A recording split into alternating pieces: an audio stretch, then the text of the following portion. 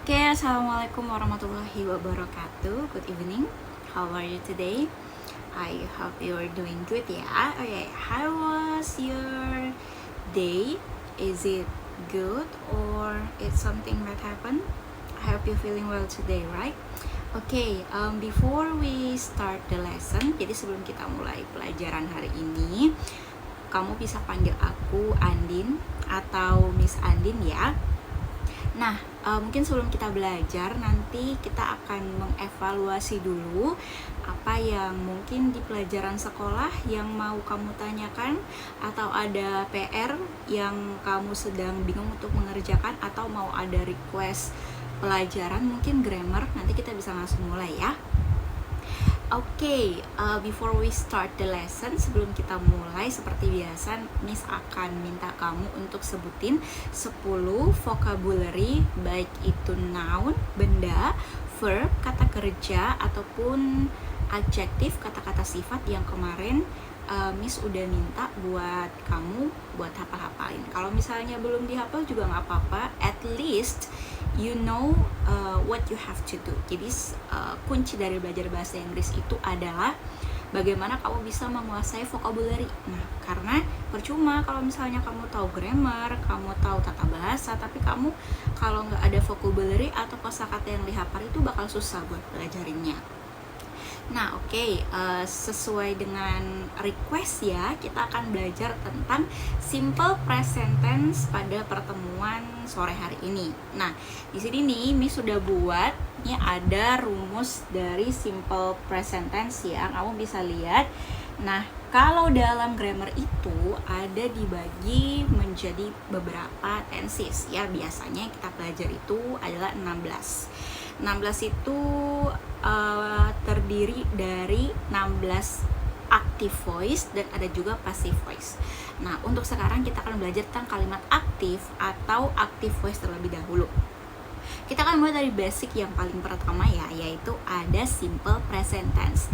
Simple present tense itu definisinya atau pengertiannya adalah suatu hal yang kita lakukan secara rutin. Jadi berulang-ulang, kita lakuin berulang-ulang atau misalnya rutinitas. Nah, dalam setiap tenses itu atau dalam setiap tata kalimat ada 3 aturan. Ada kalimat positif, negatif, dan interrogatif ya. Nah, positif itu nih kalimat seperti ini ya, positif. Kalimat negatif itu ditandai dengan ada not-nya, dan interrogatif itu dia adalah kalimat tanya. Nah, jadi kalau misalnya nih kita mulai dari simple present tense yang kalimat positif.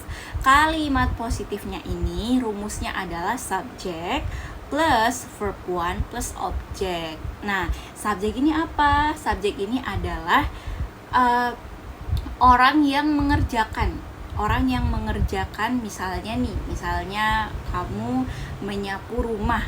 Nah, you swipe the house. Nah, terus ada verb 1.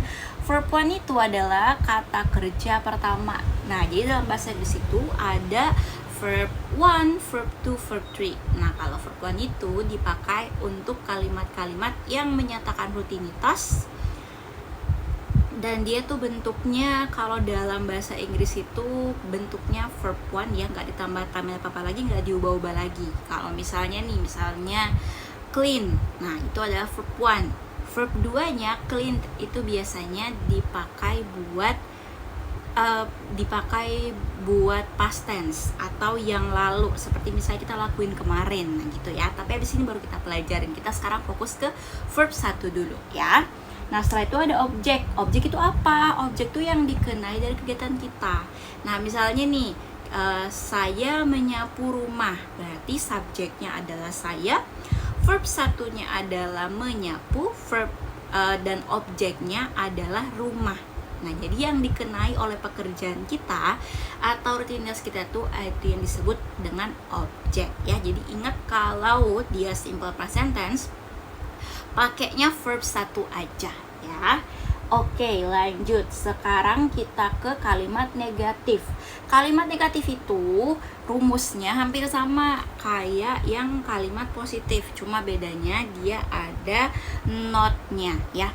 ada notnya. Nah, cuma perlu diingat nih ya, kalau kalimat negatif, kamu harus bedain mana subjek yang tunggal, mana subjek yang jamak. Nah, kalau dia subjeknya jamak itu pakai do.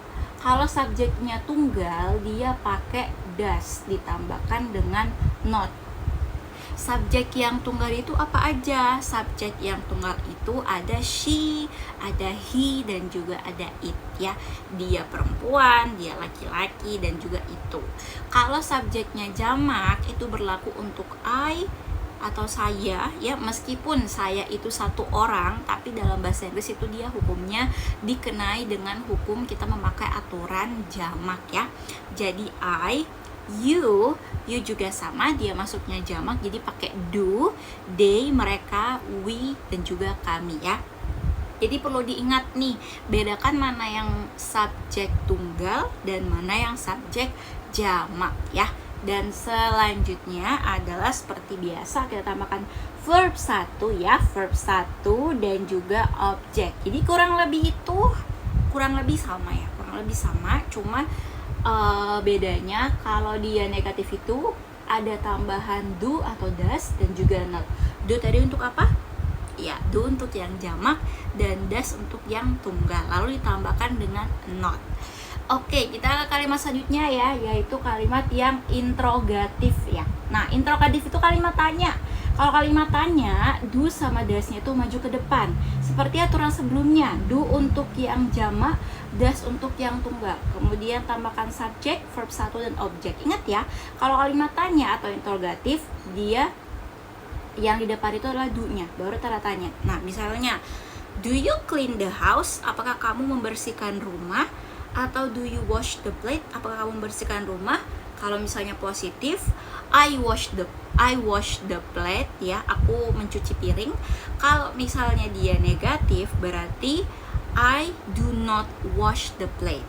Nah, seperti itu ya. Nanti habis ini kita akan tulis masing-masing ya. Misalkan minta kamu tulis masing-masing satu contoh dari kalimat positif, negatif, interrogatif dari simple present tense ya.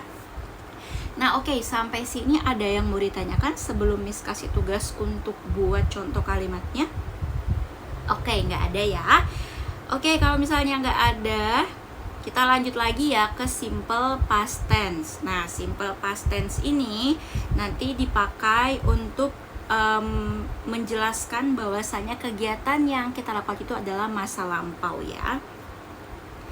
Oke, sampai sini mau ditanyakan? Nah, kalau begitu nanti untuk pertemuan minggu depan Miss kasih tugas ya, seperti biasa hafalkan 10 vocabulary, terserah mau apa aja, mau noun, mau adjektif, atau mau hafalin vocabulary yang kau mau juga boleh ya. Yang penting at least ada progress, Miss tunggu ya. Dan untuk minggu depan kita review lagi simple present tense, jangan sampai lupa ya. Sampai ketemu di pertemuan berikutnya ya, Miss tunggu. Dan jangan lupa selalu berprogres. Ingat, bahasa itu harus kita pelajari sering-sering ya, practice terus, karena kalau nggak bisa lupa. Bahasa itu harus dibiasakan sehari-hari. Jadikan bahasa itu adalah habit, seperti halnya kita belajar bahasa Indonesia ya. Jadikan bahasa Inggris sebagai habit kamu, biar kamu nggak lupa, biar kamu gampang mengingatnya, dan biar kamu bisa mudah untuk praktis atau latihannya ya. Kalau ada pertanyaan, kau bisa sampaikan di Miss. Mungkin kalau tiba-tiba ada pertanyaan, disampaikan di chat ya. Oke, Miss tutup untuk pertemuan hari ini. Terima kasih ya. Assalamualaikum warahmatullahi wabarakatuh.